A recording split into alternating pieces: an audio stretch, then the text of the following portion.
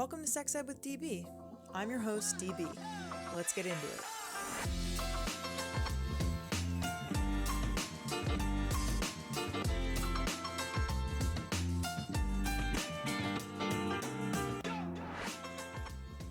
Welcome back to the podcast. If you love and support the work that we do, head to www.sexedwithdb.com and buy some of our hot new merch.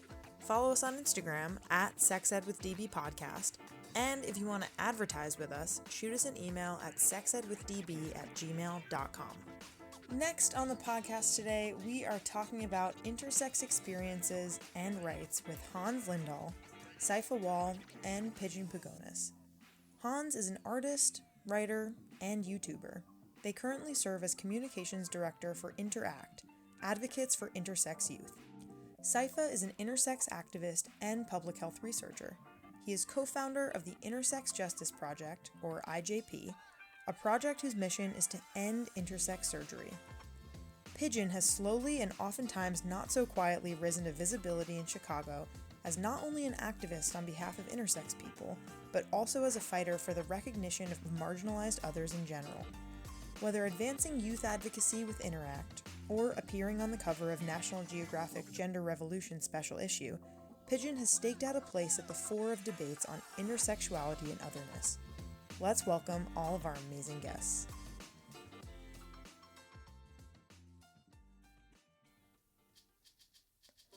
What better way to say I love you than, I want an exact replica of your penis or vulva? Say hi to Clone-A-Willy. Clone-A-Willy and Clone-A-Pussy are DIY molding kits that allow anyone to make an exact replica of a penis or vulva at home into a high-quality sex toy or memento. Check them out at www.cloneawilly.com and use promo code SEXED20 for 20% off your purchase. Follow them on Instagram at Clone-A-Willy-Kit. Bring some queer, fat, feminist art into your home or into your business. Andrea Forgach is an artist that creates pieces that are queer, inclusive, body positive, and self-loving. With her art, you'll be sure to make a statement wherever you need it. Go visit andreaforgach.com, that's Andrea, Forgacs.com, to commission your own piece, or download one of her illustrations in the shop. Follow her on Instagram, at Andrea Forgach.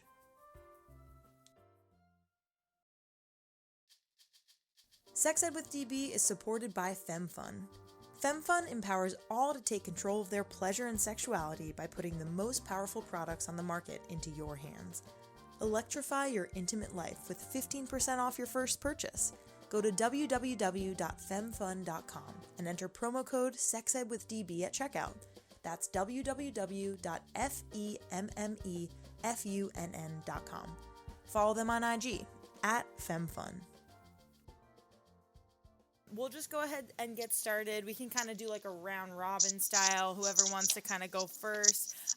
We can do names, pronouns, and how you each identify. Hello, my name is Pidgeon. I use all pronouns, but I prefer they, them, and I am an intersex, non-binary person. Hello, nice to meet you all. Amazing, thank you. I'll go next. Hi, my name is Saifa. The pronouns I use are he and him. I also identify as intersex, and lately I've been saying that I am both a hoe and a housewife. Incredible. Thank you so much, Saifa. Mm-hmm. I love that. Hi, I'm Hans. Pronouns-wise, I use she or they, and I haven't really found any words yet that I like to describe my gender. So I usually just say intersex person. That's where I'm at right now. Awesome. Thank you all so much for introducing yourselves. So excited to have you on our intersex episode. Let's just go in the same order. And if y'all could tell us about your organizations you work for, and maybe like the positions that you have and hold, and how folks can find them on social media. So this is Pidgeon. Saifa and I are part of an organization that we co-founded called Intersex Justice Project. And you can find us at Intersex Justice Project on Instagram. and intersexjusticeproject.org on the websites, and Intersex Justice on Twitter. And I'll let Saifa kind of talk about what we do and who we are. Awesome. Because he's so good at that. Aw, thanks, Pidge. You're welcome. Yeah, IJP was co-founded by me, Pidgeon, and a third person, Lionel Stephanie Long, longtime intersex pioneer. And we founded IJP because we really wanted to sort of build the leadership capacity of intersex people of color to affect change. And so a lot of our work has been direct action against Lurie Children's Hospital. We've done actions in both Chicago and New York with the emphasis that we want to end intersex surgery. So if you're on social media, you can find a lot of the work that we've been doing under the hashtag end intersex surgery. So that's what we do. Incredible. Thank you. Yeah, and this is Hans. I right now work for an organization called Interact Advocates for Intersex Youth. I'm the communications director over there. And Pidgeon and Saifa both had worked for Interact previously. So intersex community is pretty small. We're starting to get some more awesome organizations coming up and doing good work. Over at Interact, we are a law and policy organization. So we're mostly working within those systems to try and give intersex people their own choices about their bodies. On social, our organization is interact_ADV. And I'm also an independent content creator, and my handle on things is hi, hello, Hans. Awesome. Cool. Thank you so much for those introductions. First of all, thank you all for your incredible advocacy and work. It's super important. And I definitely wanted to have you all on the podcast to not only talk about it, but to say thank you and to really just share how much I admire what you're doing. So much appreciated. Okay, so the next question that we have is, what does it mean to be intersex? Can you let's back it up a little bit and get a little bit of a background, some definitions, maybe how many folks out there today potentially identify as intersex, and kind of what's going on in the current landscape. So maybe we can start with you, Pidgeon. And being intersex means to be the most amazing, magical, best type of human being in the whole world. It is the most biological, magical way of existing on this current earth and planet, in this world. We are the best. And a little bit about what makes us the best is that we are the best of all worlds when it comes to biological sex. We are not constrained or confined to the binaries of just being male or female. We encompass all of that and also something new at the same time. So, yeah, being intersex it's just a way of being. It's just a way of being. It's a way that people are born, and it's a way that people have been born since the beginning of time. And it's just kind of just living outside of the binary, and not in terms of your gender, but in terms of your sex. And it's just the way that some of us have been born, and it's perfectly natural, it's perfectly healthy, it's perfectly normal. And unfortunately, what's not natural and normal and healthy is the ways that the medical establishment has chosen to pathologize us. So I will stop there and pass it off to Saifa. Yeah. So that was a very beautiful definition, Pidgeon. So according to the United Nations, intersex is defined as sex characteristics or traits that include hormonal, gonadal, chromosomal, that are atypical for males and females. So it's estimated that intersex makes up 1.7% of the population. But the thing is, kind of like what Pidgeon was saying, we just don't know, right? Mm-hmm. We just don't know who's intersex and who's not. I think so much of how we've defined intersex is based on how people appear at birth. And usually the people who appear with some kind of atypicality or who appear different at birth are usually harmed by the medical establishment. So we don't know. I think people, as there's more education, as more gets kind of put out there, more and more people are finding out, oh shit, I might be intersex, right? Because I think there are a lot of, like, for example, I was talking with someone recently who for a long time thought that she had PCOS, which is polycystic ovarian syndrome, and then she recently found out that she actually had ovotestes, right? Which is the intersex trait that is ovotesticular syndrome. So you just never know. So that number is in flux. It could change, and it can actually, I think there might be more intersex people than you think. Right. Can I jump in real quick and just say something? Saifa, when you said the UN defines it as what you said, the definition, I use that definition all the time, and I always say the UN defines it as. And I was just thinking that, like, the UN actually doesn't really define anything. Like, that definition was sourced from intersex activists coming together for years and years and years and forcing the UN to pay attention to us.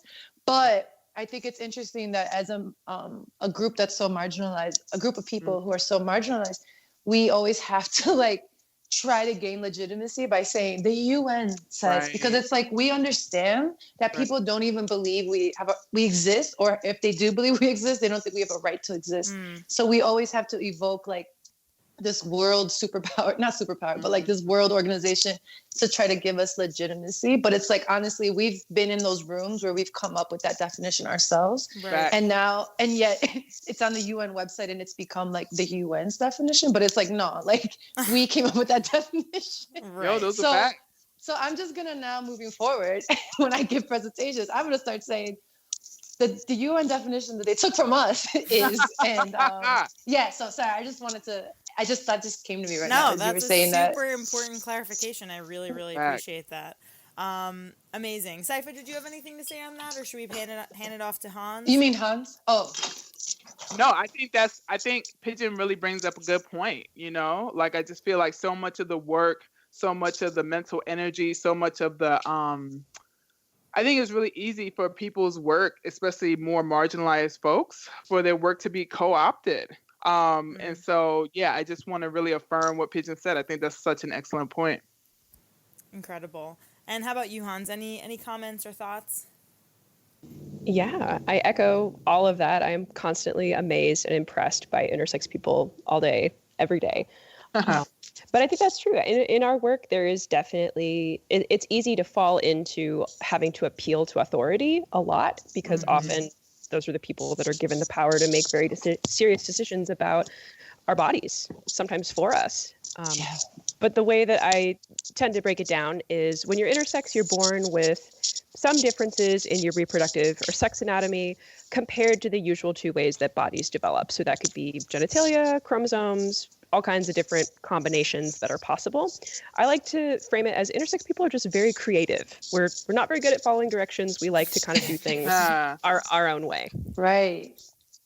I love that. I love how you're always evolving definitions of intersex, and I'm always learning from you, Hans, on Twitter and in real life. I mean, we get nitpicky about it. I mean, it's our job to spend like an hour talking about a single word and what that means. Facts. That is beautiful. Thank you all so much. So now I'd love to chat about each of your personal experiences, whatever you're comfortable sharing, about what it was like to grow up intersex in a world that wasn't set up for validating intersex bodies and experiences.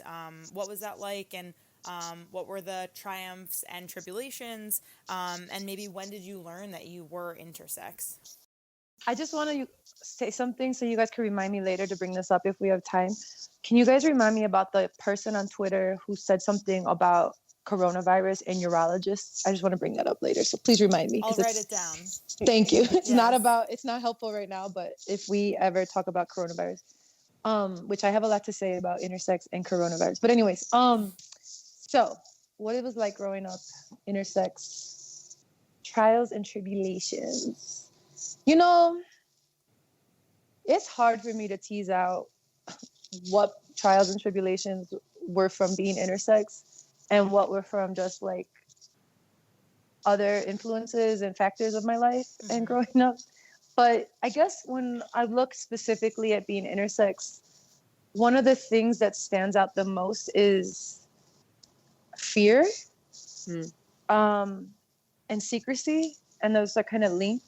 So the fear of always being found out or discovered, I guess. And then having to live in secrecy because of that, and then always having the fear that that secret is going to come out. And I know, like, I'm sure people listening know what it's like to have a secret that you feel is really horrible, that you don't want other people to find out.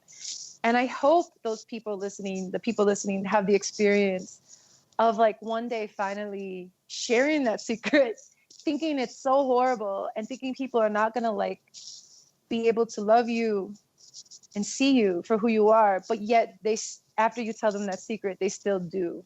And that immense relief of weight off your chest. Like, I hope others can understand that, because I think that's something that's relatable for people, intersex or not. Because when I finally came out, well, first I had to find out I was intersex, but then when I came out as intersex, or I don't really want to use that terminology, but once I started speaking publicly and letting people know that I was intersex, like, once I moved away from that shame and trying to hide it, it was a really, like, wonderful experience to see that people would still love me and respect me and, like, et cetera, et cetera. Mm-hmm.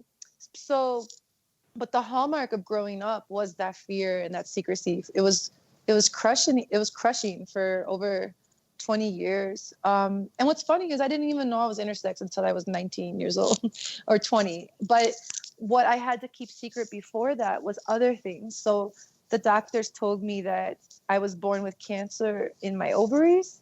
So let me back up again and say they assigned me female at birth. And so growing up as a little girl, they then told me, oh, by the way, you had cancer in your ovaries and we saved your life by removing your ovaries. But this is why you won't be able to have biological children or get a period when you're older. So, and they said it's best not to really tell anybody that truth about yourself because you don't want kids at school spreading rumors. And then when I hit puberty age, they put me on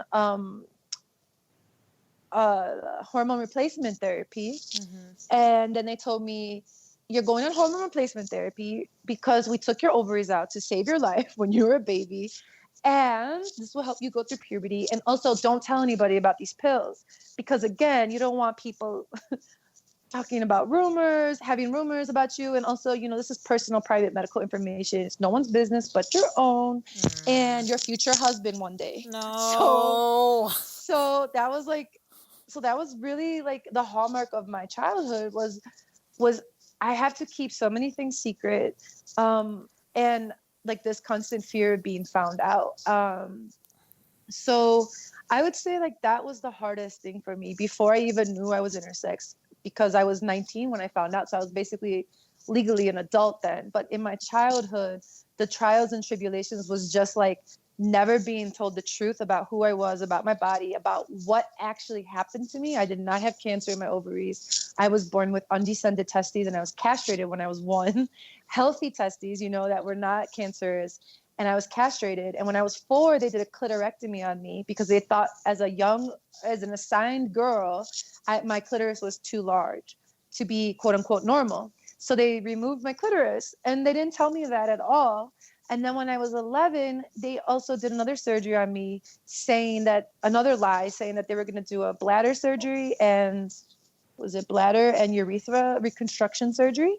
And what I found out from my medical records later on when I was 19 was that they actually did a vaginoplasty. They didn't do anything to my bladder or anything like that. So that was, I guess, recovering from surgeries and being lied to and being told to keep secrets about lies that weren't even true. So, like, I was being told to keep secrets about things that weren't even true, which is so, like, multi-layered. Right. And being scared people are going to find out these things that weren't even true in the first place.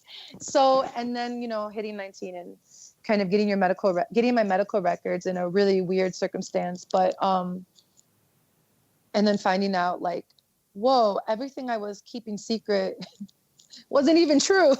Yeah. And then having to find out the truth and kind of going through the downward spiral of what it is to, like, for me, what it was to be 19 years old, think you're a young adult woman going into college, thinking you're straight, a heterosexual woman with a boyfriend, and going to an all-girls Catholic high school, and then getting your medical records when you're 19 and seeing that your medical records define you as XY chromosome, male, pseudo hermaphrodite, with this weird thing called androgen insensitivity syndrome. And so that was then a lot to digest and handle as a 19-year-old who grew up believing they were a woman with cancerous ovaries as a child, who was saved by their doctors. In actuality, finding out all in like 10 minutes of reading my medical records that I wasn't saved by them.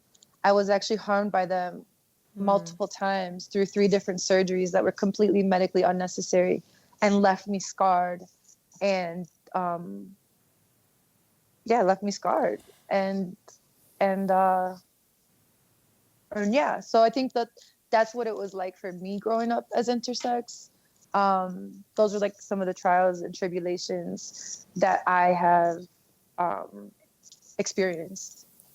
Thank you so much for sharing your story, and you're welcome. I'm super sorry that happened to you, and people should not go through that, especially with supposedly trusted medical care providers and people who are supposed to have your best interest when it comes to not only physical, but mental, emotional, all of the capacities. So super sorry that happened to you, and I'm really appreciative of you being here today and sharing your story. Thank you. Yeah.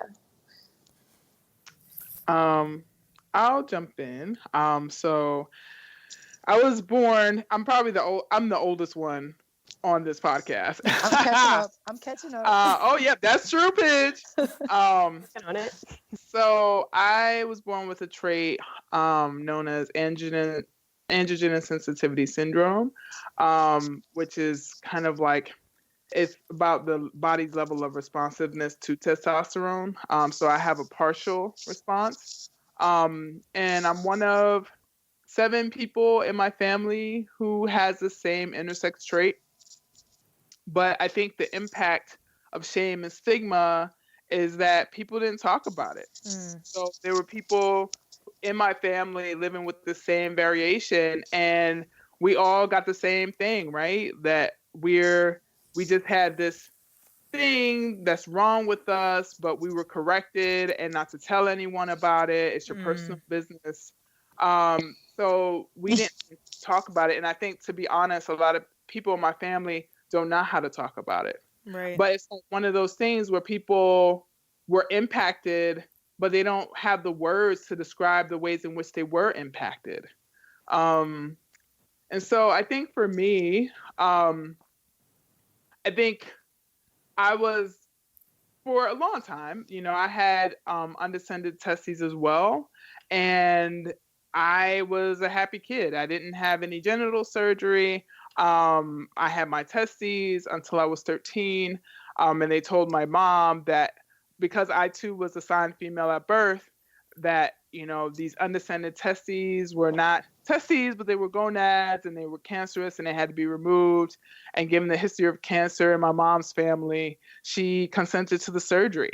And it wasn't a thorough informed consent process. They didn't tell her that I would be dependent on external hormones for the rest of my life. They didn't tell her that my testes were actually not cancerous, and that I could have developed normally. And I would have looked different. And I was looking different. Like, I was starting to masculinize, and I didn't have an issue with it, but because I was assigned female at birth, they didn't want me to look like a boy, and which is why they did this surgery that was not necessary, And so for me, the biggest, I think, it came in waves, right? Like, I think it was in college discovering that the characteristics of androgen insensitivity syndrome, which was previously referred to as testicular feminization syndrome, finding out about that. And then I think reading the book As Nature Made Him, which is by John Colapinto, about the story of David Reimer, and reading about Dr. Anka Earhart, who was my therapist as a child, and who helped craft the protocols for how intersex children would be harmed, like her and Dr. Money, you know? And I think it was like getting my medical records at 25 and feeling so betrayed and so hurt, you know? And being a community of trans guys in the Bay Area, and everyone's like taking tea and feeling good, and I'm taking tea and I'm like having all these adverse reactions and not having the same changes as my brothers, you know? I just feel so robbed, you know? I just feel robbed and I feel betrayed. But one of the things I did do, which made me feel good, just a small blow, is that I sent Dr. Earhart, who's now at Columbia University in New York City. She's been there for years. I sent her an email and I was just like, you didn't win. You know, she totally lied to me. You know, while I was under her care, she was like, oh, you had these small ovaries and this underdeveloped uterus. And she lied. And I was like, they were all lies. And what you've done to intersex people is horrendous. You know? And like, you tried to ruin my life, but you didn't win, you know? And so, you know, I mean, I think I've definitely had small victories. And I think the more and more people come out and share their stories, the more they find other intersex people. Like, I know it may not be in my lifetime, but I know one day we'll be victorious. And I think in some ways we already are. Oh my God, that hit straight in my chest. Thank you so much for sharing your story. Really, really like impressed and admire the fact that you emailed this person and was like, hey, that was fucking awful. And you need to know how awful that was. And yeah, thank you so much for being vulnerable and sharing, a piece of you. Thank you.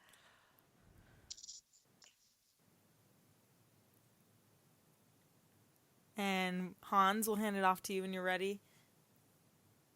Sure. So is the question, what was it like for you to grow up intersex? Yeah, that's the question. Confusing.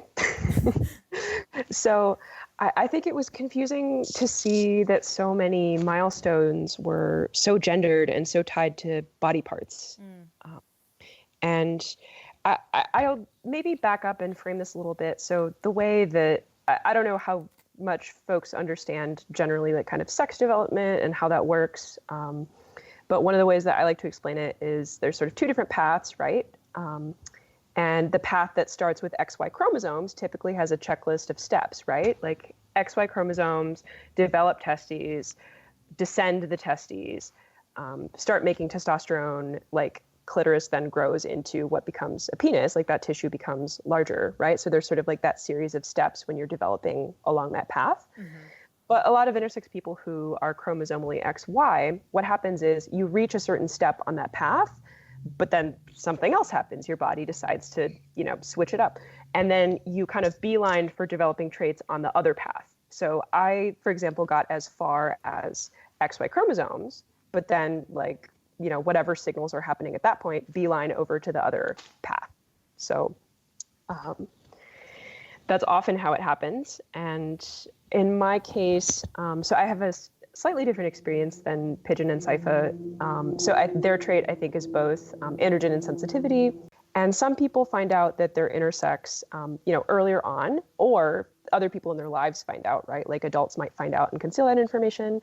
But my experience was different. I'm one of those people who found out as a teenager, but I was finding out at the same time that everyone else in my life was finding out, which I think was a different experience in the way that, you know, you're treated as mature enough to be like, you have to be in the room to have information because it's the first time that anyone is learning that information. And I was, I think 15, 16. But it's very disorienting because I think at that point, at least I certainly didn't have a sense of the magnitude of how this information is going to affect my entire life. So, for example, when I was 15 or 16 and I was about to go on spring break over in high school, I instead of going on spring break, had to have a gonadectomy. So my case was a little bit different than Pidgeon's and Saifa's because for me, they were what are called streak gonads, which means that they were streaky little bits of tissue that were never going to make anything. So what I was told was that it did make sense to have those out. And I think that checks for me. But when I did have them out, I was told that they were precancerous, which maybe was true. But after having heard all of those stories of other people, like I feel very disoriented and sometimes not sure entirely what to believe. But, I also had the experience of, having surgeries when I was a teenager and like being maybe a little bit more cognizant because I was learning that information at the same time as everyone else. But also the very, very lucky experience of there was an annual intersex meetup that happened, rotating cities. There's a group that puts on an annual conference. And that year that I had the gonadectomy when I was like 15 was in Chicago where I was living. And I met Pidgeon, I think like maybe very shortly after having that gonadectomy.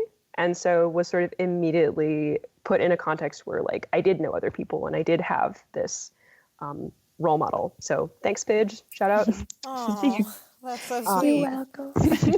But I think, the things that happened at that point to go through those experiences as a teenager, especially when every milestone at that age is, again, so gendered and so tied to body parts, was very disorienting. And I think that one, you don't realize the lifelong effects of that. So if you don't have organs that produce sex hormones for you, then that makes you dependent on the pharmaceutical industry for those external hormones. And I'm 28 and I have osteopenia now because not having sex hormones affects your bones and it affects so many other parts of your body. But when I was a teenager, the only way that the entire process and everything and all the healthcare was framed to me was you need to develop for your future husband. Literally, that was the focal point of all of the quote unquote care that I was getting. And those are the fucked up things that ring with me and that stick in my head, right? Like, we're going to start you on hormones so you can develop for your future husband. I think Pidgeon was talking about that, like this mythical future husband that, we're all supposed to have. It turns out I'm very gay. But the thing is, I think the message that sends people since teenagers is that you're not enough and you are your body's ability to be pleasing to your future husband, right? And I think I count myself as very lucky that I had like early exposure to other intersex people and Pidgeon and other folks who were doing this work. Yeah, wow. Thank you so much for sharing your story as well. And that is just incredibly disturbing that I'm officially, obviously all this information is extremely wild, but just the concept of doctors, as we already kind of mentioned, kind of framing your all's health in a way that only exists to please someone else and make sure they think that your body and experiences are okay is wildly fucked up. And I am having a lot of trouble with that notion because there are so many doctors in training now that are probably not still getting proper intersex care. Do you all like have kind of like relationships with people who train physicians and medical schools through your organizations? Like, what does that look like, if anything? Yeah, so this is Pidgeon. I think each of us has various relationships with various medical schools and medical students and also doctors.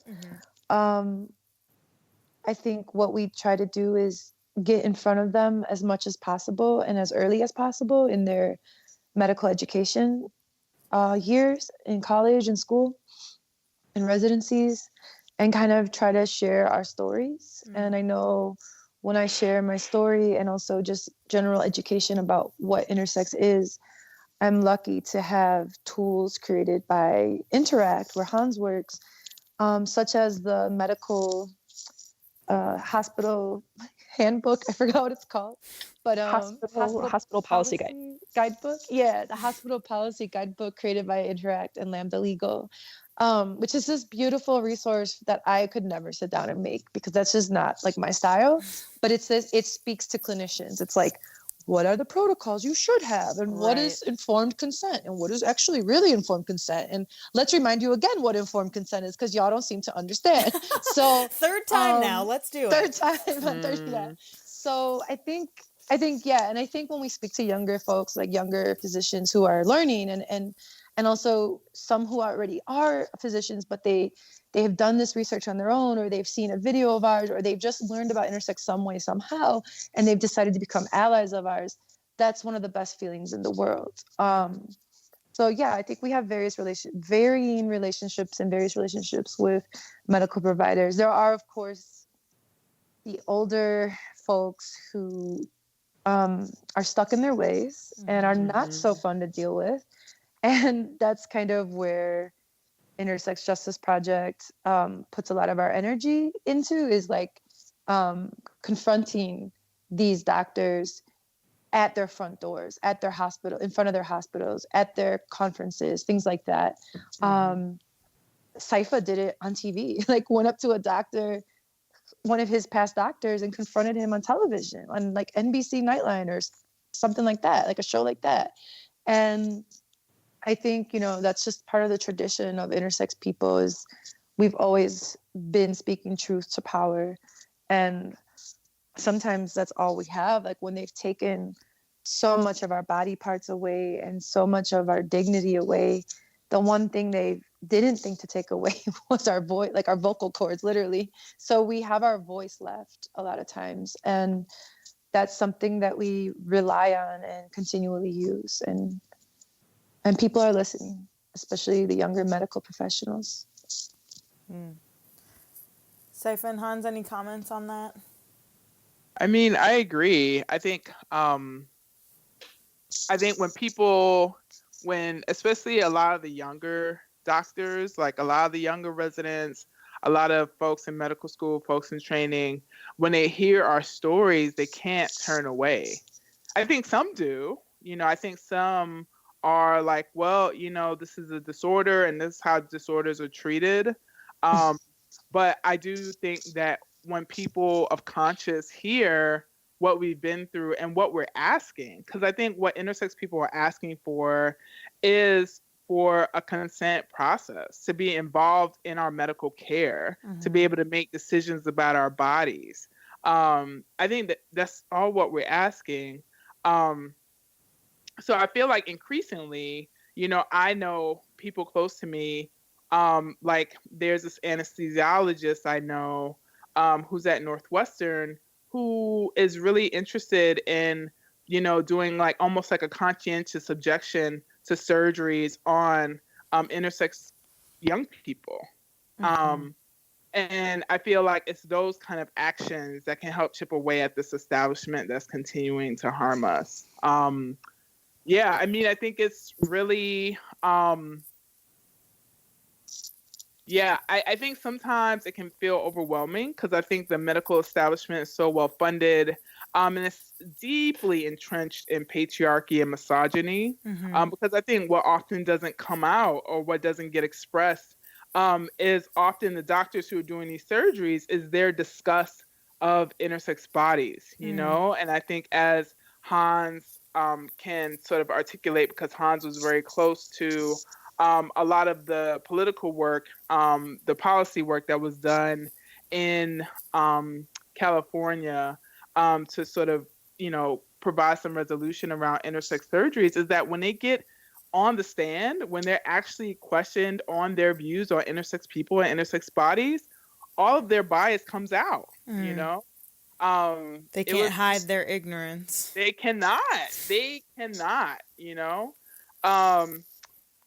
yeah. So, I mean, again, like, I think, we've done, and I think Hans can really speak to that, a lot, but I think, groups like IJP and especially Interact has done like so much work to really try to make, to work with clinicians and actually, politicize clinicians around doing the right thing. And I think I want to say, Saifa, a lot of maybe where we're at now at Interact, which I can speak to, is building on some of the work of the Resolve Project. Wasn't that something that you were involved in when you were at Interact? That sounds familiar, but I don't remember. It sounds Because my understanding, because I wasn't there at the organization when this was going on, but the Resolve Apology Project having to do with creating conversations between intersex people and their actual doctors. Yeah. Yes. Demanding an apology. Or asking for an apology. Yeah, I remember that. Yeah, so I mean, I think we're building on that kind of work, right? And I think like organizationally, Interact is very close to more medical institutions. Like we interface with folks a lot.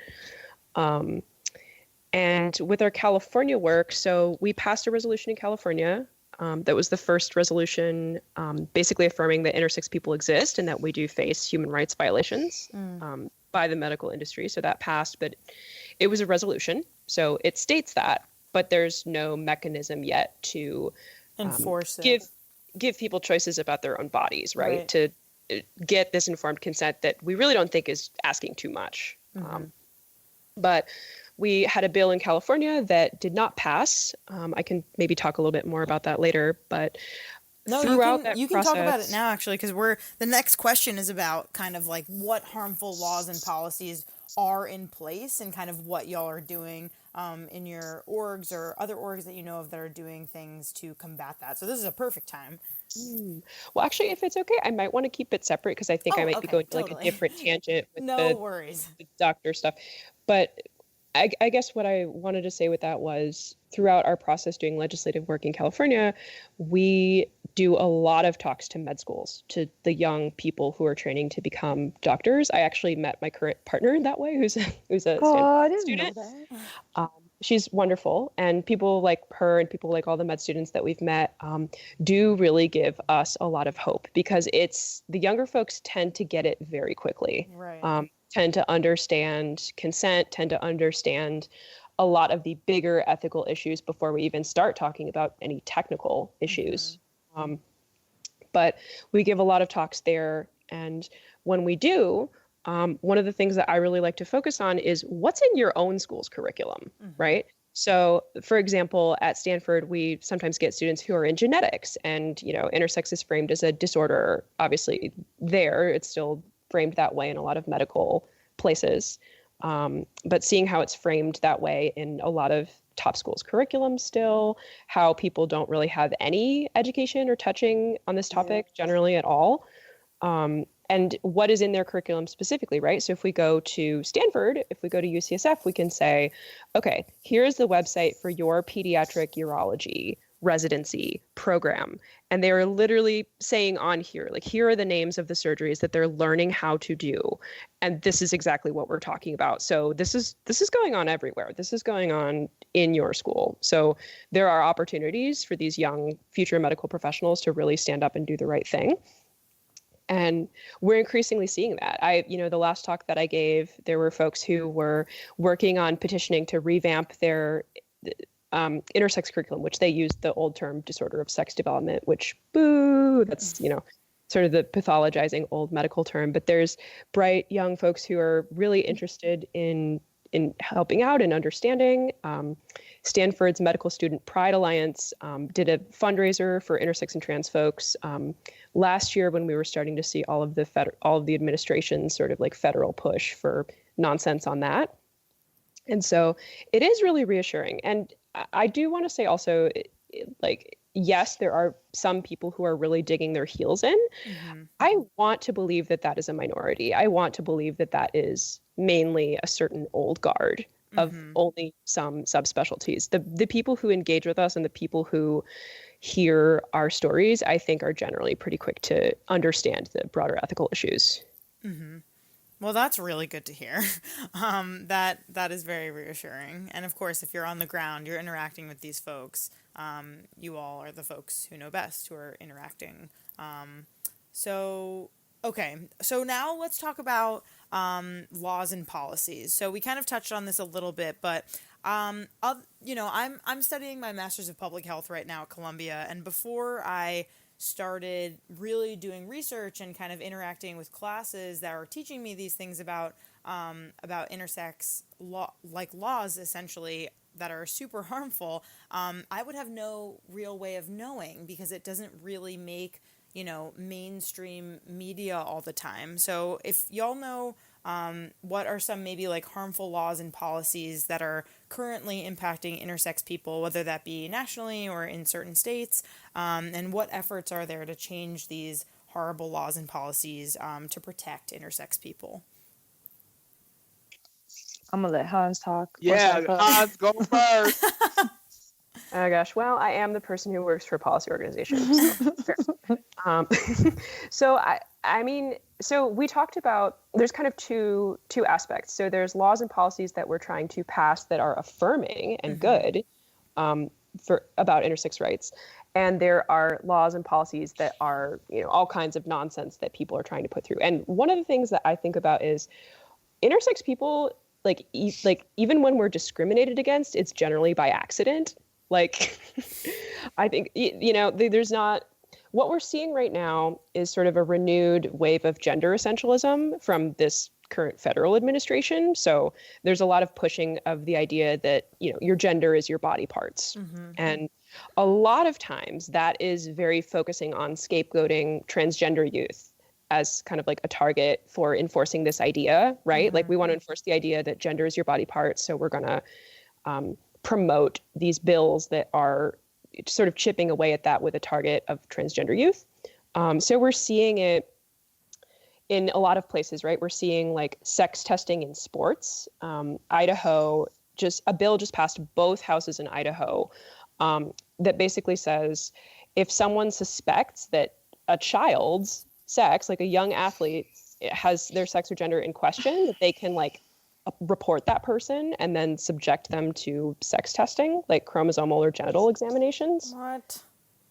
Yeah. And so that is, to target, quote unquote, fairness in sports, with transgender, mainly to target transgender athletes. But we often see that intersex gets swept up in the sort of anti-transgender discrimination measures a lot of the time. And, it sucks. It's absolutely unacceptable. And it's dangerous for everyone. So I really like the way that there's an ACLU attorney, Chase Strangio, who frames it as, yes, we're using transgender and sometimes intersex populations to scapegoat these issues. But I think broadly what's happening is that they're trying to come back to gender essentialism, right? Like to use these groups to enforce the idea that there's certain ways that people are supposed to be. There's certain ways that bodies are supposed to be. And that has to be policed by some authority.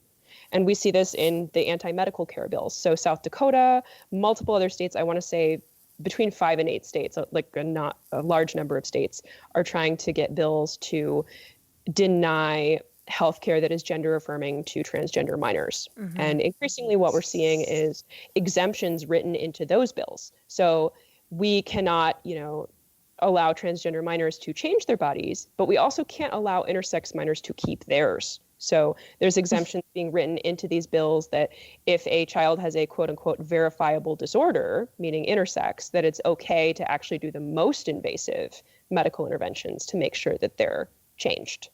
So we're seeing medical care bills, we're seeing sex testing bills, we're seeing questions of what is covered under sex discrimination. So especially under this administration, it is a serious time for, not only intersex and transgender people, but also, all people can be affected by sex discrimination and how we define these things. Right. Absolutely. Any comments, Saifa and Pidgeon? I mean, I think Hans did an amazing job of breaking it down. I just think right now I think what kind of gets on my nerves, like hardcore, is that a lot of this anti-trans legislation is using language that actually harms intersex people. So by that, I mean, here I live in Georgia, and Representative Jenny Earhart is, a state senator here, and she was trying to pass anti-trans legislation. But when I looked at the language of the bill, it was actually speaking about what happens to intersex kids, right? So they're alleging that all of these things are happening to trans kids, which is not true. It's not forced sterilization. It's not, it's not sort of like exploitation by like doctors abusing their power. That's not happening to trans kids, but that actually is happening to intersex kids. And I think they're able to use this language because people don't know, like a lot of the mainstream public and society doesn't know about what happens to intersex kids. And so that they're able to sort of push through this anti-trans legislation on the backs of intersex people and intersex children, which is like so diabolical to me. It's just really mind-boggling. So I think in moments like that, I think I just get so angry because I think it shows that there is, at least on a state level, there's an awareness of what's happening to intersex kids, because in these anti-trans bills, they're making very specific exclusion around what happens to kids who have intersex variations. So it proves that on some level that they're doing their research and they could provide protections for intersex kids, and they're choosing not to. I think what that makes me realize is, or it makes me think about, Saifa, is like, I wonder what that person, did you say congresswoman or senator in Georgia? I think senator, but senator? Okay, congressperson, just be general. That I wonder what that politician. But she's a state rep.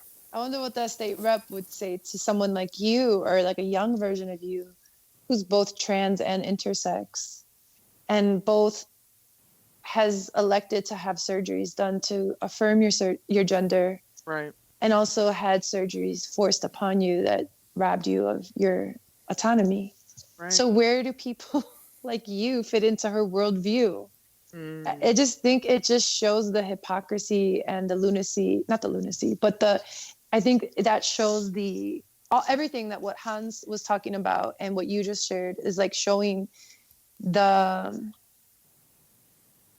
house of cards that gender is built on, and how wobbly, and biological sex, and how wobbly that house of cards is, and how it doesn't really have a foundation. And the fact that there's laws trying to prevent certain people from getting gender affirming surgeries done, and there's now laws about whatever like they're doing to the athletes, and then the laws with intersex people that they're trying to keep, all it does is prove that gender is not binary and either is sex. It's just codifying into law, into the books, that there is so much variation, or as Hans says, creativity in biological sex and gender. And it's just a natural way of being. And like, there's just people that can't deal with it. And they tend to try to use the power that they have legislatively and in other ways to erase, to quote unquote, to try to erase that creativity.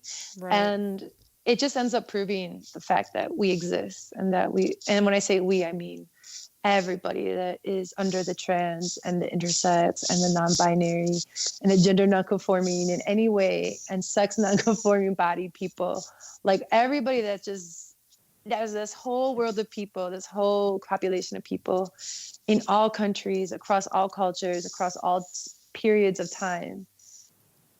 It just proves that we exist. And yeah, totally. It just makes me furious. Yeah, super angry. Definitely there's a lot of work that obviously folks like you and other folks and organizations are doing constantly to change these things. And there's also a lot more work that needs to be done by folks who have, social capital and kind of means to be able to protest and really call representatives and do social media campaigns. Like, there's just still so much work that needs to be done. That's true. But something that actually I wanted to bring up that I wanted to get y'all's like opinions on, and I'm curious, is about media. So like, I'm definitely a media person, really love TV, film, all of those things. And I feel like the first time that I interacted with the concept of being intersex or just intersex people was in an episode of Freaks and Geeks, which I'm sure y'all have heard The of. last episode, yeah. Yeah. And I'm curious if you all have seen other media that have represented intersex people in a positive, real way. Yes. So I saw that episode of Freaks and Geeks, and I was so mad that the show didn't continue after that because Yeah. I really liked that show. And then like the first time, I think that was probably the first time I seen myself. I actually didn't even get to see myself because it was like a character off screen, wasn't it? Like it was a main character's girlfriend It was supposedly like Seth had Rogen's like new Seth band Rogen's geek girlfriend. Yes, band geek girlfriend who like you hear about having this thing that if you're intersex and you have androgen sensitivity syndrome, you picked up on it right away. You're like, oh my God, that's intersex. This person has what I have, right? They're talking about it. They're not saying this person's intersex. They're saying that they're describing this person's like the way that this person is, right? And you instantly are like, oh my God, that's me. And then the show gets canceled. And it's like, God damn it. That's like every intersex it's like intersex people's life, right? Like you have these hopes for things like, oh, maybe like this bill will get passed to protect intersex people, and then it gets canceled. Like it's just like that's what we get a lot. So that was really sad for me with the media piece. Was like I loved that show, and then there was this, oh my God, there's this maybe this intersex character, and then it got canceled. So the first other positive experience with media was when I was actually working at Interact. And Hans, were you part of Interact at that point? Which thing? What are you talking about? The what's that show on MTV? Faking It? Yeah. I was not there at that point. I think I was a youth member, but I definitely wasn't working there. Okay, no, but you were a youth member. That's what I was wondering. Yeah, that was about when I came in, I think. Oh, okay, so when I was working at Interact, I was the youth leadership coordinator, and Hans was one of the young people there in the group, and MTV approached us and wanted to write a character into a new show called Faking It, and they wanted to do it right, so they contacted the intersex organization called Interact. MTV. So MTV, blah blah blah, hit us up, and the young people got to formulate. Young intersex people, I forgot to say, all intersex youth, got to formulate a character that was going to be on MTV. And how powerful. Yeah, it was amazing. Again, like right when her character actually started to get some like some more speaking parts and more screen time and become like a more developed character, the show got canceled. Oh no. But that was for me like not only the first like positive representation of intersex people on TV, or in the media. There may have been some before that, but this is like this stands out to me because intersex people had a role in developing that character.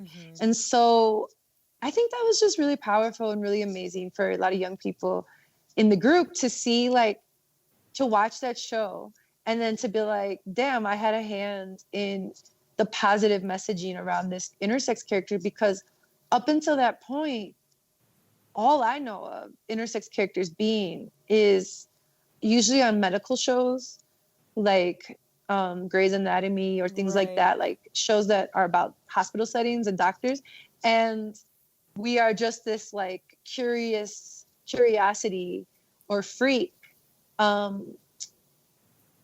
character that's usually nameless. They're just like a patient who has this like crazy thing about their body. And oh my God, isn't this shocking and disgusting and weird and OMG. But this is the first time like an intersex character was just a person before they were the intersex, before the intersex parts about them were talked about. For like a lot of that show, you don't know they're intersex. They're just this character, right? And then it gets revealed. And I think that's really amazing. And so for me in media, that was a big moment for me. And I'll say one more other thing is there's this film called, okay, I could talk about media all day. I've made 2 documentaries. I love films. But there's this film called XXY. It's an Argentinian film. And it's a narrative, and it's a feature, and the character is intersex, and it's this really slow paced kind of intimate portrait of a family dealing with their young child being in like the puberty age and being intersex, and not having had surgery done to their body, so they are visibly intersex, and they are visibly quote unquote ambiguous in terms of their gender and their body and their biological sex. And so I remember watching that in the theater. I don't have a good memory, but this is something that I remember exact theater where I was. It's a small theater on Fullerton Avenue, surprisingly down the street from the hospital I went to my whole life. But anyways, I bawled my eyes out. And there's a scene where there's two amazing scenes in that film. Well, there's three. One is that there's this doctor who's pressuring the family to do surgery, like a family friend. They're like, you really got to do this. Like, the kid's getting older. Like, she can't go on like this, having an enlarged clitoris, basically. And the parents, you see their love for the child and just like they're grappling with it. And they're like, I don't really know. Like, I really don't think this is true. Like, I don't think this is what we should do. And then there's this other, so I think that's really beautiful to see family like trying to like understand and like not just cave into like pressure from medical authorities about these unnecessary surgeries. And then there's like another scene that really stuck out to me was the character, she's raised as a female or a girl, and she is like, I don't know if she has a crush on this like male character, this boy that's at the house. And she ends up having sex with him. But she's on top of him. He's laying on his stomach and she's on top of him, penetrating him with her intersex genitalia. You don't see the genitalia, but like, that she's on top and she's the one penetrating him. And it's something to this day, I've never seen in film or media. And that was such a powerful moment for me, like to see sex outside of like a sex act outside of anything I've seen before, and still to this day, was so profound for me as an intersex person who would have had a similar body to this person had they not done surgery to me. And the third thing that left me in tears and hyperventilating and like probably having a panic attack in the theater was a scene where young people in her beach town of Argentina find out that has this body that's intersex, that's different than other people. And they attempt to rape her on the beach, or attempt to rape them. I don't know what pronouns they use. But, and I think that hit me because I grew up with this fear of people finding out about me and had to like hide everything from everyone, including my boyfriend. And I think once I found out I was intersex, I then had the fear of people finding out so much more about me. And I don't know, just that scene of an intersex person getting raped or people attempting to rape them just for having like a body that they were born with. I mean, there's so many other reasons why people are raped, but in that scene, it just really hit me. It made me feel so much pain for intersex people and myself, and for the shame that we've had to like carry, and then the fear we have to carry about, people finding out, because I guess, there's people finding out, and then there's the other end of that extreme where people might want to hurt you or harm you if they find out, which is what you see happening to trans women and trans people. Is like when people clock them,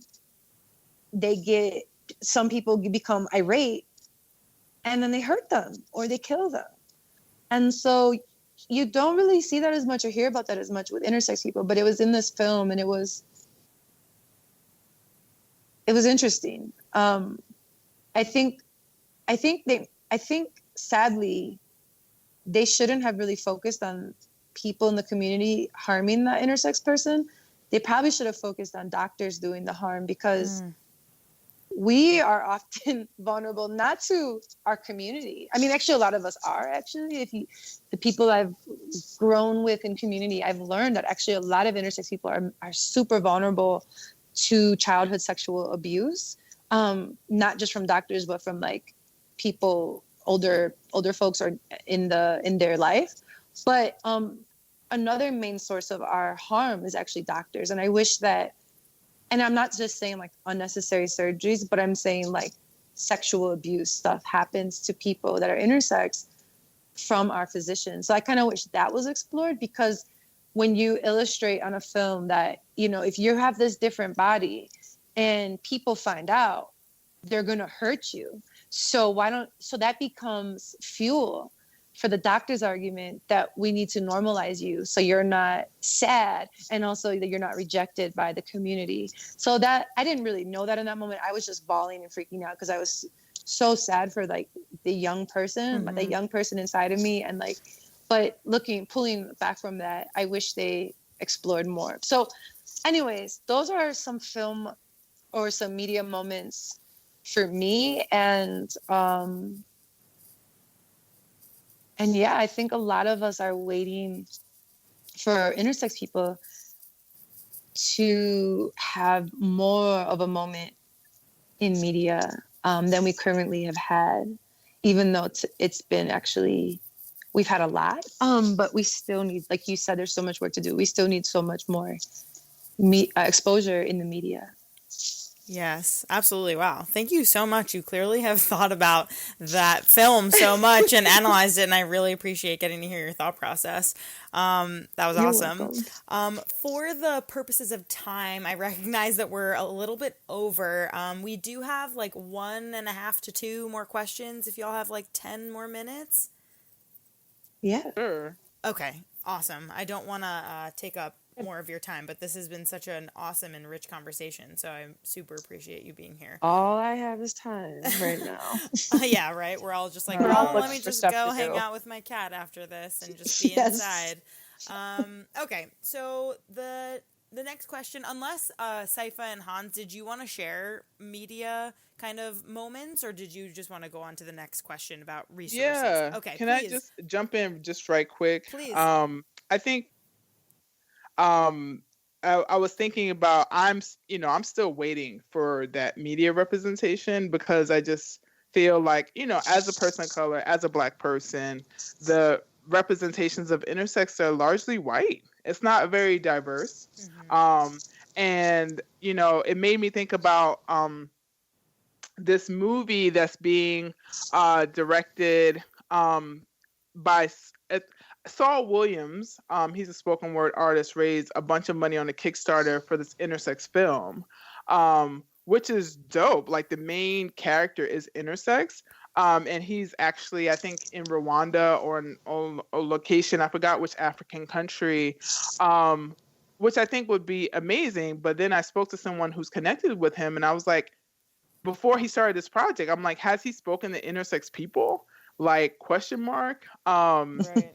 And I'm like, again, like, I think, I don't know if he has or not, but I do think, like, because we're still a very marginal community, I think people just sort of overlook. Like, I think because trans is more visible, people have more of an awareness of trans. To do a trans, it's not the days where you can have, like, trans representation without trans input. But now, like, if you're going to do anything trans related, to not have trans people would be a crime, and I feel like we're still in the early days of people creating these intersex narratives without the input of intersex people. And I do think we do have examples, like Pidgeon was saying, of like faking it, and increasingly more people seeking intersex input. But I think we need more of that, especially in media. Totally.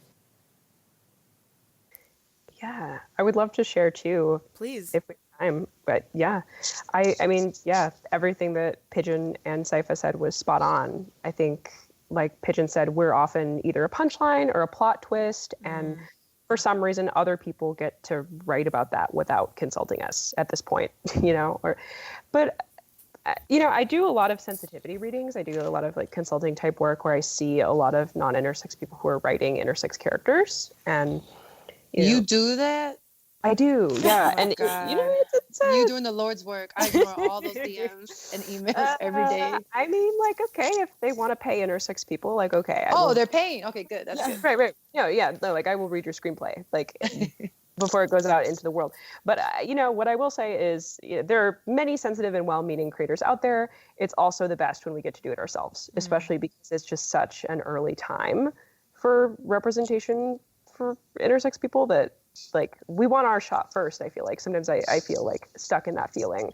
But there are creators who are starting to do that. I think, I got to mention our friend River Gaio, who's the first intersex person to write and create a film, an intersex narrative, Pony Boy, their film project. And there's many intersex people who are making awesome documentaries about their lives, including, Pidgeon and Saifa and Tatenda Ngwaru, another activist friend who has a documentary called She's Not a Boy. There's also XY the musical. There's a musical? Yeah, that we, Interact's been consulting on. So, we're starting to get there, and people, more intersex people are starting to be able to create their own work. But I think I agree with Pidgeon in, like, earlier, in my life, feeling frustrated with either only ever being like a very rare punchline or plot twist, or I think my experience was very much like looking for representation where it wasn't super explicit, but there were some things that I would watch and be like, oh, wow, this really feels like it's intersex, even though they didn't explicitly say anything, or I identify with this. Like, there was a character in a Netflix show from Japan called My Husband Won't Fit, who is a woman who is having trouble having sex because her body was different. And likewise, there was a similar scene in the recent show Sex Education, where there's a beautiful queer couple who's oh, really? Yeah, who's trying to have sex, but the one, their body can't do the penetrative sex. And so I know that sometimes it's established, but these stories are often about, like, vaginismus, for example. But I still feel like, for me, those are the realist. Wait, like, what'd you say? Vaginismus? Vaginismus. So it's a condition where, where, like, the muscles, like, kind of freeze up for anybody who has a vagina. So that's not, like, explicitly intersex, but I feel like there's so many parallels in those stories that, like, I just look at those and be like, wow, I feel seen by this, even though it's not explicitly. Totally. Like, I feel more seen by that than by most non-intersex people who are trying to write intersex. Yeah. I mean, also just Sex Education is such a phenomenal show. Highly recommend. Definitely. Yeah, it's just incredible. Have you all seen both seasons? I couldn't get through it. I watched like one episode. I was bored. Oh, you didn't like it? I think it picks up. I think so too. Nah, I don't do shows that pick up. Like, I don't do that. Like, I need it to like hit me. Yeah, like everyone tells me like, oh, this picks up. I'm like, I don't got the focus for that. Like, no, that's like fair. you need There's to like hit me in the gut. You do whatever. But Game of Thrones though, Arya and Sansa, Game of Thrones. I'm still on season 5. Like, and the show's been done for how long? Like, I'm just like. There's still time. Game of Thrones, the first episode hits me. I don't know why people say it doesn't, but when they kill that little child or throw him off the damn ledge, that hits me, No, but like, yeah, I don't know. This is like a feeling I get from shows right away, and I'm like, nah, it's not my show. But like, sorry, but End of the Fucking World, don't put this in the podcast, is a great show. Like, I don't know why it reminds me of that show. Oh, that was good. They're both British. That shit hits me, that was right? Good. So, Sex Education, I'm like, kind of bored. All right, you do you. No judgments. Thank you. Okay, I appreciate it, y'all. So, Saifa, have you seen it? No. Okay, I knew. I had a feeling. I'm glad. Me neither. All right, let's get into. Let's talk about some resources for intersex people who are seeking support and community. So, Pidgeon, we'll have you go first. I just put a fig Newton in my mouth. Right. So there is. Well, okay. There is. Or we can a few resources. No, there's a few resources. One being, if you're younger, like then, you know what? I'll let Hans talk about that one. That one's Interact. I don't know. There's this. It's hard. It really depends on like who you are, what your age is. Are you a parent? Are you a young intersex person? Do you want to do activism? Do you just want support? Okay, maybe do you need a doctor? Like, there's so much like different things. That's fair. Specifically for support and community, let's talk about. Okay, well, the only, my favorite is Interact, but I'm gonna let Hans talk about that. And then the other one would be this like support group called, did they change their name yet, you guys? AISDSD? They are working on changing it as far as I know. I think they're going towards Interconnect. Oh, wow. God, that sounds horrible. I know, one bad name to another, no shade, but all shade, no shade. It's better than AISDSD, but so there's a support group, y'all. If you're listening and you're intersex and you're needing support, just like, peer-to-peer support, wanting to meet other intersex people and also have resources and community, check out online, Google the letters AIS like Sam, D like dog, S, D like dog. Okay, so AISDSD, look that up and then put the word support group after that. And then reach out to that support group and let them know you're seeking support. If this is played in the future, they might now be called Interconnect, but just Google AISDSD because you could probably still find them even if they change their name. And don't be deterred by the name, because even though it's called AISDSD, you don't have to have AIS, which is androgen sensitivity syndrome, to join the group. You can have any range of intersex variations, which there's over 25 of them or more. So that's a really great landing spot for a lot of just like a general support group. If you're younger than 30 or 32, hit up Interact, and I'll let Hans talk about that. Interact is for younger intersex people, and they also have like an advocacy and activism angle and education angle. So I really love Interact as well for young people. And they have two, you know what, I'm talking about it, so I'll just go on. They have two containers. One is called iSpace, and it's on Facebook. It's a Facebook group that's public. I don't think like you can publicly find it, but the messages and everything is private and the members are private. So look up the word iSpace. It's like the letter I and then space. And you can join, you can request to join, and then you can just meet other young intersex people all over the world. And then if you want, you can kind of graduate from that container to Interact, which is like more advocacy-based group of young people doing work together. So those are my three favorite resources, I would say, for intersex people. And yeah, and there's so many more. So I would love for everyone else to jump in.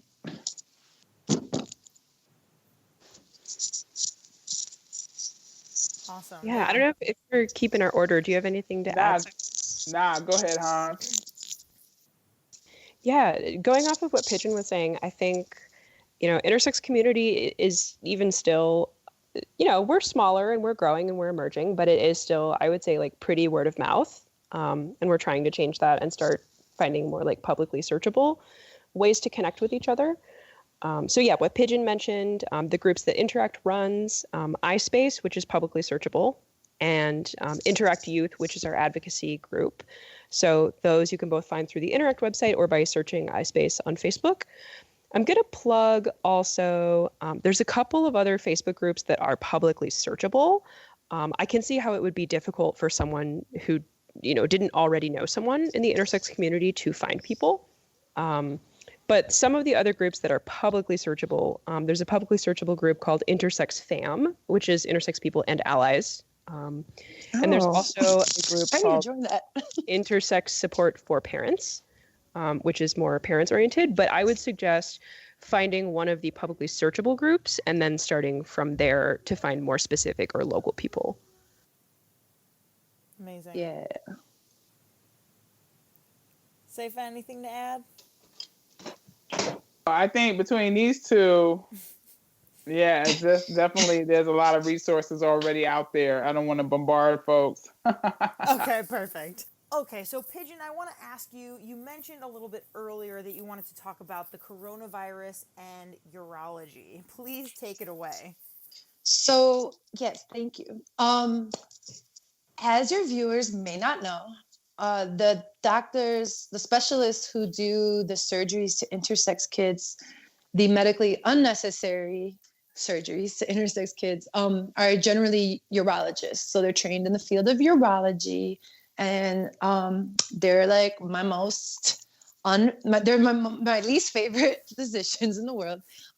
But I was thinking a lot about intersex and intersex people and the skills that we have as it relates to the coronavirus, which is like currently sweeping the nation on tour. And one of the things I was thinking about is how a lot of the skills that we've had to figure out and learn are very useful right now during this like coronavirus epidemic or pandemic. One being online community. So we, as intersex people, we make up about roughly 2% of the population. And those of us who even know we're intersex and are also out about being intersex are few and far between. So from the early 90s, our community has always existed like over the phone, over email. Then it was Yahoo groups back in the day. Now it's Facebook groups and online and texting and Skype and phone calls and video chats. So, and then once in a while we get together in person. It's very rare for intersex people to have ever been in a room with more than 2 intersex people in the room. It's very rare.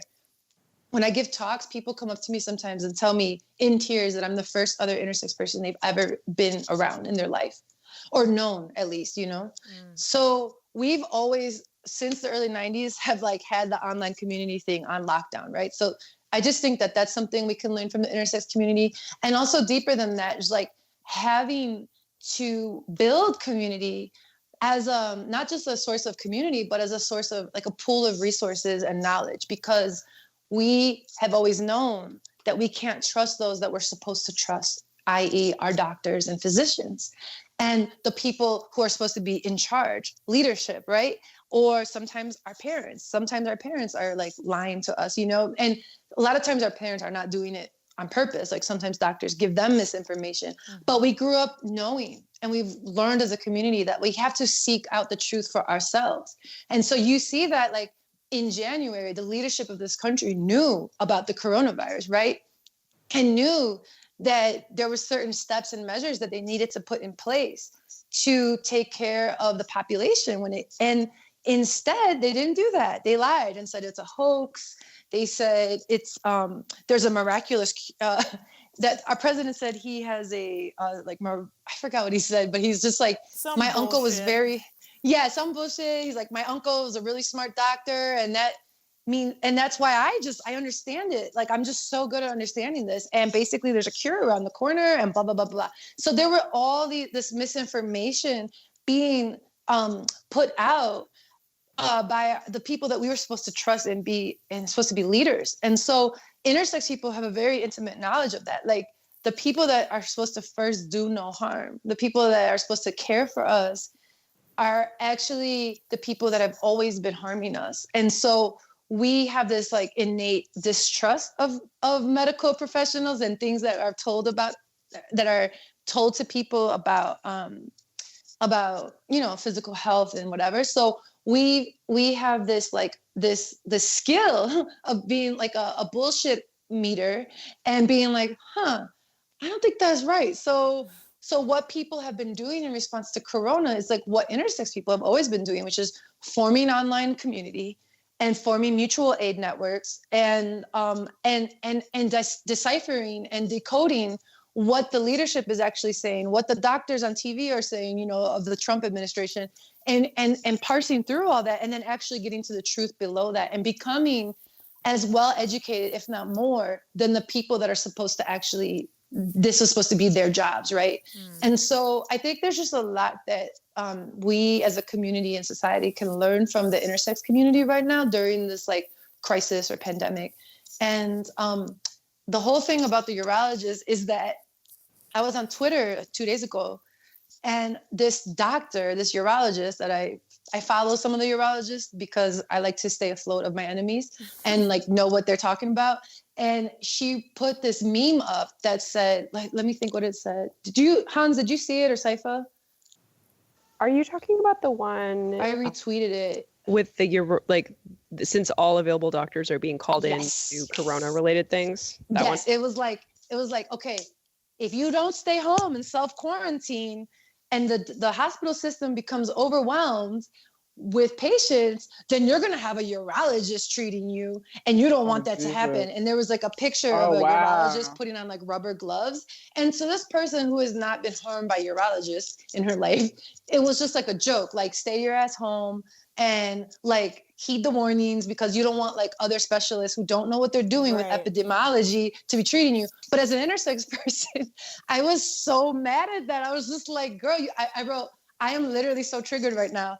And like, I was not literally triggered, but like, I was just like pointing out to like, to a physician as herself, she doesn't understand, like, that's not a joke to intersex people. Like, if I go in for coronavirus and a urologist touches me, I literally will be triggered. I literally will have a panic attack. Like, I will probably run out of that room and just like cry and not let them touch me. So that was just my little story and my segue into how the world can learn a lot from intersex people, because we got to be really strong. We got to be really resilient right now. We got to really take care of each other. We got to really dig for the truth. We got to come together and find out like our ways to survive. And that's what intersex people have been always doing. It's what we're really good at. And yeah, so hello. Thank and you. Goodbye. Thank you for that story. You're welcome. Yes. Wow, that's really wild. Okay, so last thing, I would love for kind of like a final, your last takeaway regarding intersex folks, intersex experiences, obviously speaking from your own experience, but if there's like one thing that you wish folks who are listening took from this episode about intersex people, what would you want that message to be? You mind if I jump in? Please go ahead. I would just invite people to get really curious, because I think we've been handed this lie called the gender binary, and I think sometimes people, like, the more I talk to my friends, and I tell, just have conversations around biology and gender, like my femme friends, my math friends, masculine of center folks, the more people are like, they feel comfortable telling me like, oh, I had this hormonal issue, or I had this something issue. And then I'm like, yo, that could be intersex, right? And they kind of dismiss it because they're like, well, it's almost like I'm not like you. Like, I didn't have surgery when I was younger. And I think there's this narrative, this narrative that has been helpful, right? Because I feel like in any movement, we always have to center the most vulnerable among us, right? Like in the trans movement, like centering Black trans women and legible trans women and trans women who are being discriminated against because they're perceived as trans. I think it's important for any movement to center the most marginalized. And so I feel like for intersex folks, I think it's important to center the people who are harmed by the medical establishment because of how they look and how their body responds to certain hormones. But that's not the crux of the intersex experience. Like, our bodies are many and our bodies are varied. And I'm really committed to having a very expansive conversation about what intersex is, that removes us out of the gaze of the medical establishment, and that actually creates a definition on our own terms, where we can define who's intersex and who's not, and where people can define who's intersex and who's not, while also maintaining and seeking justice for people who have been harmed, right? So I think, for me, at the very bottom line, I want to have more expansive conversations around what intersex is and what it could be. Something that I think about a lot is questioning how sometimes social differences are made into medical problems, right? And who draws that line and who, calls that shot. So I think a lot of communities struggle with this. Intersex people struggle with being made into, a disorder I think disability rights teaches us a lot about this. Autistic folks, all kinds of different communities that are just speaking for different human experiences that have been sort of pathologized or made into medical problems, right? So we look at gay people being considered a psychological disorder, trans people being considered a psychological disorder, right? I think a lot of what I've learned is questioning what is medicalized and what is a disorder and what is not, and who is trying to sell it that way. Amazing. Thank you so much. Oh, I thought of it. Okay. So the thing I wanted to say is, so for a while now, we've been talking about the surgeries that happen, which is, the main oppression that one of the main forms of oppression intersex people experience are these unnecessary genital surgeries and surgeries on our reproductive organs and forced hormones. We've talked about this as like intersex genital mutilation as like an umbrella term to describe this range of things that happen to us and experiences. But I've learned and kind of reflected and realized like that's not really helping. When you say female genital mutilation to someone, people have an instant image in their head of Black and brown people, mostly Middle Eastern and people in African countries doing FGM and experiencing it. And they here in the US, they're able to say that's bad and that should end. And you see a lot of people like supporting the ending of FGM. So intersex people were like, hello, we're right here in your backyard and this is happening to us every day in your own city, in your own country. And it's called intersex genital mutilation. It's the same thing, like, can't you guys understand this? Like, do you want to like care about us too, please? And nobody, and not that nobody, but it didn't catch on like FGM did for people. And I think what I want to leave folks with is if they can understand that what happens to us is mutilation, it's genital mutilation, but it's also, and I think some of us are transitioning to this framework, it's also a form of conversion therapy. So a lot of people in the US, if you poll them, will say conversion therapy for gay and LGBTQ youth is totally bad and wrong and it should be banned. So we're trying to get folks now to understand that intersex people experience conversion therapies, and the conversion therapies are trying to convert an intersex person into a non-intersex person via unnecessary medical surgery, aka intersex genital mutilations, and also the removal of reproductive organs and putting us on hormones to align with the sex and gender that they have decided for us. And so all of this should be thought of as conversion therapies, and we can just call them intersex conversion therapies. And I just want folks to know that intersex conversion therapies are completely unnecessary. They're harmful. They produce more harm than any good that can come from them when you don't allow the person involved to make the decisions to have a role in the decision making about their bodies, something as intimate as their genitalia and reproductive organs. And since this is a sex ed podcast, like eventually it's going to be about how that person can engage sexually with other people. So these decisions need to really be centered and come from the intersex person, period. And there's no ifs, ands, or buts about that. And so when you hear a doctor or a parent that's not intersex make an argument that intersex conversion therapies are very necessary and important to do to young intersex kids when they're young, so they can grow up quote unquote normal and have a normal relationship when they're older, remember and know in the back of your head, normal is always coded. And in this argument, it's coded for heterosexual and cisgender. And we can never be cisgender. I mean, I personally believe we're intersex. We're never going to fit anyone's definition of cisgender. I mean, people can identify as cis if they want to, but we should just be allowed to be intersex in all of our excellence and glory of being intersex. And these conversion therapies that are trying to make children quote unquote cisgender and normal and heterosexual are horrible and need to end. And that's why we use the hashtag end intersex surgery with our work as Intersex Justice Project.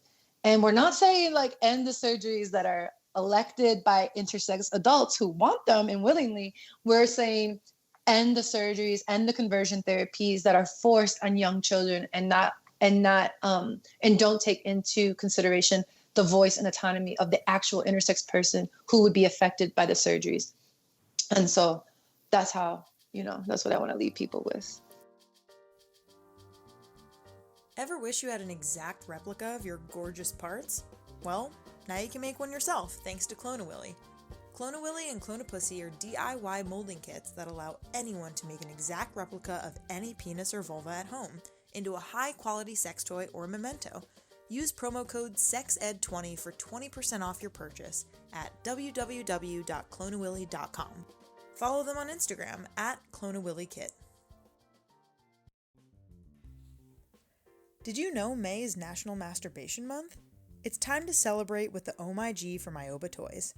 The Oh My G is the first ever super silent G-spot massager sex toy. Created for women and people with vulvas who have roommates, kids, or just hate the noise of other sex toys, the Oh My G has 3 pulse levels, a vibrating pearl at the top, and a very sleek C-shaped design. Through the month of May, the Oh My G is just $99. Head over to www.iobatoys.com to purchase. FemFun is a family-owned and operated brand of adult pleasure products centered around the belief that all intimate curiosities and fantasies should be explored with full confidence. With that in mind, and a mission to break sex toy taboos, they launched a movement coined Fempowerment, committing to the human desire to explore new experiences. Embrace the vibrations. Use promo code SEXEDWithDB for 15% off your purchase at www.femfun.com. That's www.femmefunn.com. Follow them on IG at FemFun.